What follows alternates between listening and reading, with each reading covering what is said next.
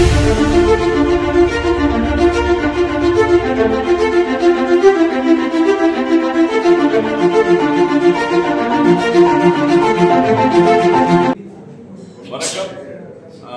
நான் doctor Sam Praveen, chairman for social justice for international anti crime association.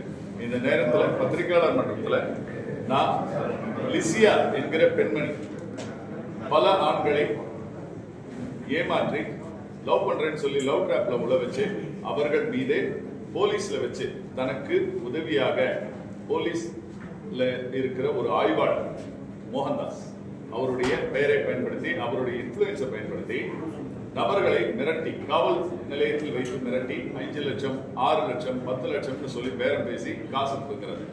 அது மாதிரி இந்த ஒரு நபர்கிட்ட ஆல்ரெடி 5 லட்சம் பிடிக்கிட்டாங்க ராயப்பேட்டா ஸ்டேஷன்ல. அடுத்தது இவர்கிட்ட மிரட்டி காசை கொடுங்குறாங்க. இத்தனைக்கும் இவருக்கும் அந்த பெண்ணுக்கும் எந்த ஒரு தொடர்புகள் கிடையாது. ஒரே கம்பெனியில வேலை பார்த்தாங்க தவிர எந்த தொடர்புகளும் கிடையாது. ஆனால் இதற்காக பேரம் பேசியதில் இன்ஸ்பெக்டர் ஜெயலட்சுமி 7.5 லட்சத்துக்கு பேரம் பேசியிருக்காங்க. அதுக்கான ரெக்கார்டிங் நான் கொடுக்கிறேன்.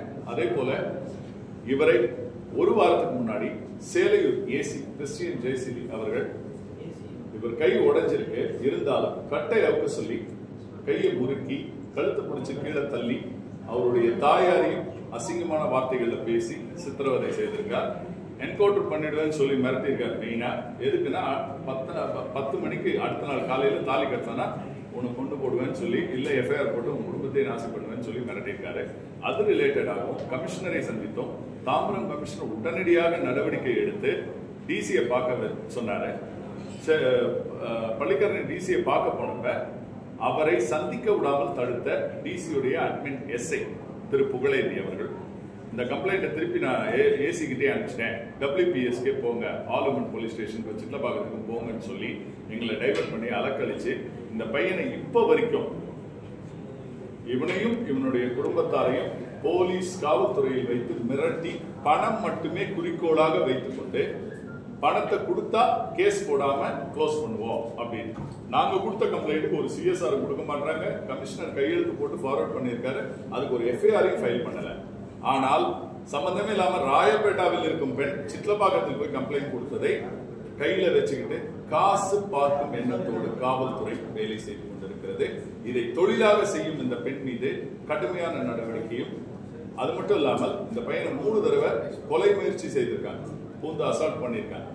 வீட்டுல 2 வாட்டி, ஆபீஸ்ல 1 வாட்டி. அதற்கும் காவல்துறை எந்த நடவடிக்கையும் எடுக்கவில்லை.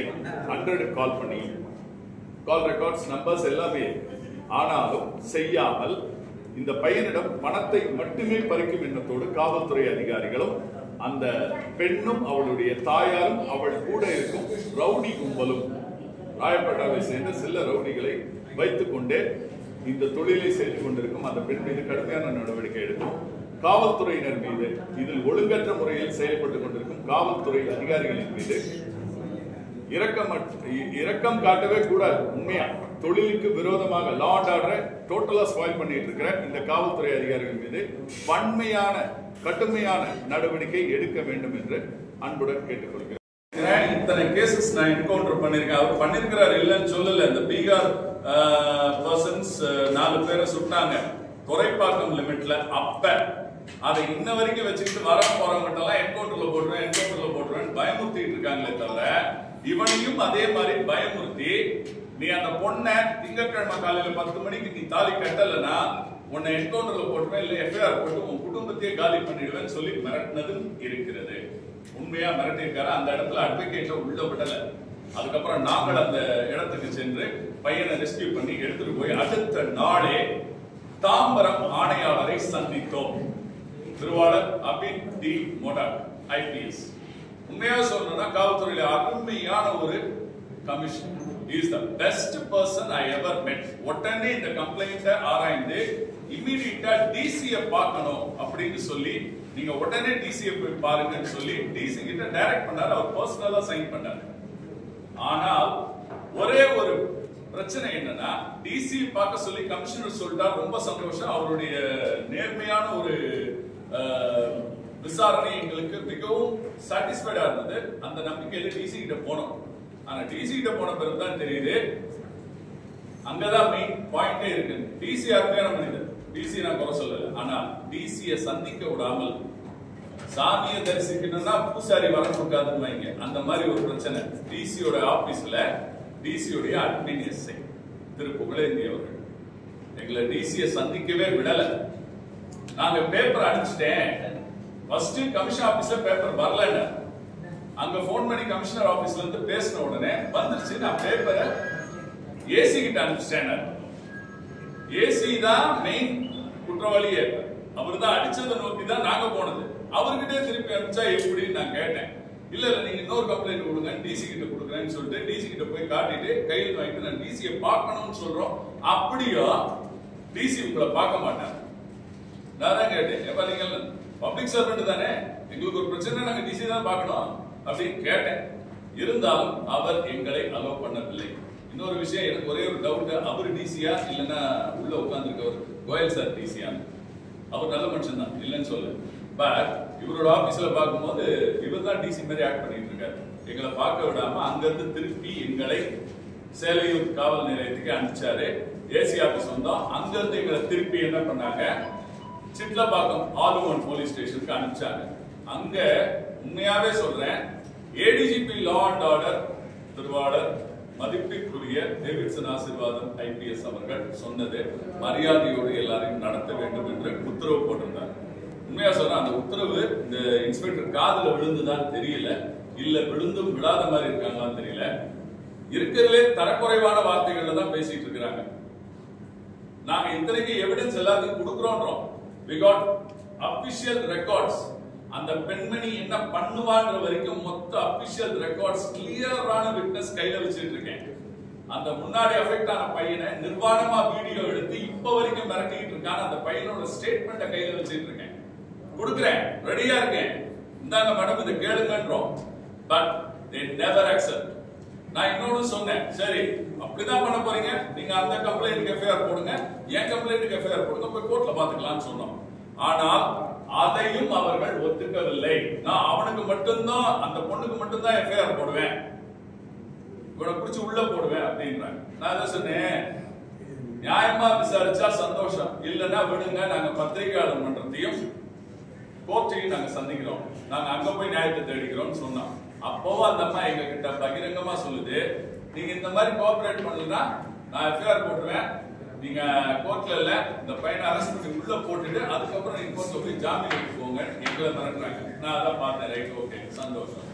அதிகார துஷ்பிரயோகம், ரொம்ப கேவலமான வார்த்தைகள்ல நியாயம் இருக்கிற பகுதியை என்னன்னு கூட கேட்காம பணம் முக்கியம் என்று போலீஸ் காவல்துறை அதிகாரிகள் உண்மையா அவ்வளோ ஒரு மட்டமான ஒரு விசாரணையை நடத்தினாங்க.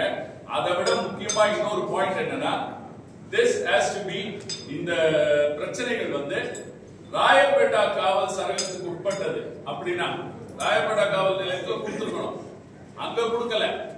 அதை விட்டுட்டு கமிஷனரேட்டே மாறி இருக்கு. சென்னை கமிஷனரேட்ல இருந்து தாம்பரம் கமிஷனரேட்டுக்கு போய் சேலையூர்லயும் சிட்லப்பாக்கத்திலையும் கொடுத்து அங்க விசாரிக்கிறதுக்கான நோக்கம் என்னன்றதையும் கேள்வி எழுப்பினோம். எங்களுக்கு சரிவர பதில் வரவில்லை காவல்துறையில் இருந்து. இதுல எங்களுக்கு சப்போர்ட் பண்ணது ஒரே ஒருத்தர் தான், உண்மையா நியாயமா சப்போர்ட் பண்ணவர் தாம்பரம் சிட்டி கமிஷனர் திருவாளர் மதிப்பிற்குரிய அபித் தி மோடக் ஐபிஎஸ் அவர்கள் மட்டும்தான் எங்களுக்கு உண்மையா சப்போர்ட் பண்ணாரு. ஆனால் கமிஷனருடைய உத்தரவையும் மீறி கமிஷனருக்கும் மேல இருக்கிற மாதிரி நினைச்சுக்கிட்டு டீல் பண்றது டிசியோடைய அட்மின் எஸ்ஐ, முக்கியமா சேலையூர் காவல் சரகத்துடைய உதவி ஆணையர் மற்றும் ஆலுமன் போலீஸ் ஸ்டேஷனுடைய ஆய்வாளர், முன்னாள் ஆய்வாளர், லஞ்சம் கேட்ட ஆய்வாளர் ஜெயலட்சுமி, இப்ப இருக்கிற ஆய்வாளர், அவங்க யாரையுமே மரியாதையா நடத்துறதுல எங்களுக்கு அது ஆய்வாளர் பாக்குற மாதிரியே தெரியல. நாங்க ஏதோ ஊர் பஞ்சாயத்துல அரசமர் தடியில உட்கார்ந்த மாதிரி இருக்குது போனா. ஏன்னா அவங்களுக்கு உண்மையா ஒரு இங்கிலீஷ் வேர்டு கூட வரல. நாங்க கம்ப்ளைண்ட்னு சொல்றோம், இதெல்லாம் ப்ரூஃப்னு சொல்றோம், பட் ஒரு என்ன சொல்றது நாட்டு வக்கீல் மாதிரி பேசுறாங்க. கண்டிப்பா ஏன்னா ஒரு ப்ரொஃபஷனலிசம் இல்லை. காவல்துறை இவ்வளவு மோசமான நிலையில இருக்கு. இந்த மாதிரி ரெகுலரா குற்றங்களை செய்து கொண்டிருக்கும் பெண்களிடமிருந்து உண்மையா சொல்ல போனா இன்னைக்கு ஆண்கள் காப்பாற்றப்பட வேண்டிய நிலை வந்துவிட்டது. ஒருத்தன் ஆல்ரெடி 5 லட்சம் ரூபாய் கொடுத்திருக்கேன், இந்த பிள்ளை கிட்ட இப்ப 7 லட்சம் ரூபாய் கேட்கிறாங்க. இன்னும் அடுத்தது வேற ஸ்டேஷன்ல கண்டிப்பா 9 இல்ல 10 லட்சம் ரூபாய் கேட்பாங்க. தொழிலாவே குடும்ப தொழிலாவே சேர்ந்து செய்து கொண்டிருக்கும் இந்த நபர்கள் மீது கடுமையான நடவடிக்கை எடுக்க வேண்டும். மற்றும் காவல்துறையில இருக்கிற இந்த மாதிரி அதிகார துஷ்பிரயோகம் செய்த காவலர்கள் மீது, ஆய்வாளர் மீதும், உதவி ஆணையர் மீதும், உதவி ஆய்வாளர் மீதும் கடுமையான நடவடிக்கை தேவை என்று நாங்கள் இந்த நேரத்தில் பதிய விரும்புகிறோம். நன்றி, வணக்கம்.